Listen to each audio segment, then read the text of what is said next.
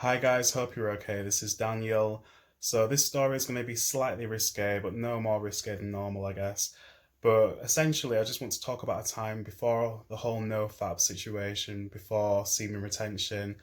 I was very addicted to Pornhub, and back in 2018, in January, I had my playlists. I was several pages deep into Pornhub. I was really, really well acquainted with the whole thing.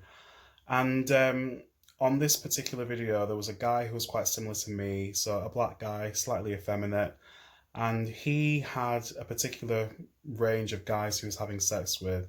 And these guys were, let's say, straight, bisexual, curious men. They were all anonymous, but they were all very, very sexy. Now, I was really enthralled by the fact that this guy was getting all these people, because at the time, obviously, I was masturbating and not having sex. Felt really sad. But reading through the comments of this guy's video, because obviously you read through the comments on Pornhub, and he received a question from a guy who said, "How exactly are you finding these people?" And then the guy who made the video said what he did was he joined Tinder, but he joined as a woman, and then he basically approached these guys, quite honestly about what his intentions were. And I just had an epiphany and thought, that is exactly what I need to do. So I downloaded Tinder, I set myself a profile, I added myself as a woman, but I didn't catfish the guys. I basically put myself on there with my own pictures, excuse me, showing full body, giving really lots of different angles. And, I was very, very candid and very open and honest and said that I was a gay man interested in, straight, bisexual, curious men. So let me know what the interest is. I didn't know whether I was looking for sex or long term, but, it doesn't really matter at this stage. But the point is that within half an hour of joining the service, I received a fair few matches. So that was quite exciting. But like all things, when you're using a very basic app and a basic package, I ran out of swipes. So obviously the best thing to do, or the most logical thing to do at that stage, was upgrade my membership. So I upgraded my membership to a premium membership. And the way that Tinder do it at the time anyway was they don't allow you to pay for it on a month by month basis. I think you pay for it up front and you get the whole 12 months package deducted. So that equated to roughly about £88. But I was happy with the whole situation. So I'm thinking, well, I'm getting these matches, it's all going great, and these men are really, really sexy, so fuck it. So that's all happening, and I'm talking to lots of people, and it's all going really, really well. I'm very, very mindful that they're very discreet, so I wouldn't necessarily talk to other people outside of this about that. But after, well, before I get to the inciting incident, what I was finding was that with the super like function, which is where you can press the blue star, you can see all the people who have liked your profile or given you a super like. And I, at the stage of 3 days, had about 200 to 300 people that had lined themselves up. So, my experiment, if you want to call it that, was going very well. But at the time, I was just really elated that I was having lots of attention, because that's just my mild narcissism. However, after 6 or 7 days, I logged into the system and I wasn't able to get in. And I was thinking, what's going on? Why can't I log in? So it turns out that Tinder had banned me from using the service, and when I got the response email from them, they said that this was due to me breaking their community guidelines, or sorry, violating the community guidelines.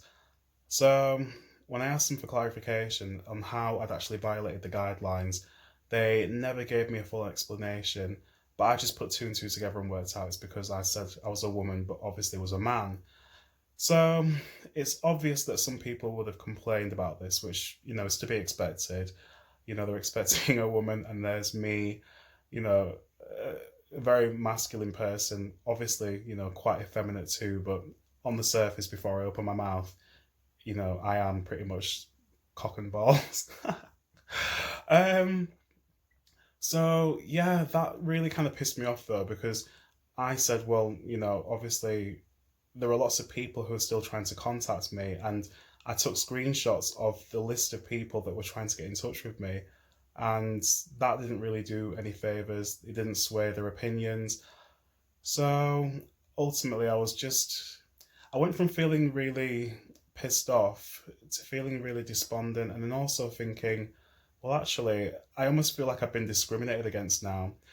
And the only reason I say that is because at the time, many people may remember, but there was a really big push and big emphasis on people taking ownership of their gender identities and really, really kind of hitting home and being like, well, I identify as a woman, so that's who I'm going to be. I identify as a man, vice versa, etc. You know, if you wanted to be a chair in 2018, that was perfectly acceptable. So I just felt that it was really hypocritical of these companies, especially Tinder, which is supposed to be about inclusion and openness. And I just felt like they kind of ostracized me on something that I was very, very candid about. Again, I didn't actually catfish these guys. I was very open and honest about what my intentions were, but they never clarified to me exactly why they'd broken the terms of the service or why I violated the terms, etc. So we went back and forth for about a month, and ultimately, in the end, I had to speak to someone quite senior in the company via email, and they ultimately just caved in, gave me my money back, and that was the end of that whole situation. But what it taught me was just again how biased companies can be when it comes to these gender pronouns and all these other things in between. But I guess as far as the social experiment goes, you know, I left there feeling very satisfied.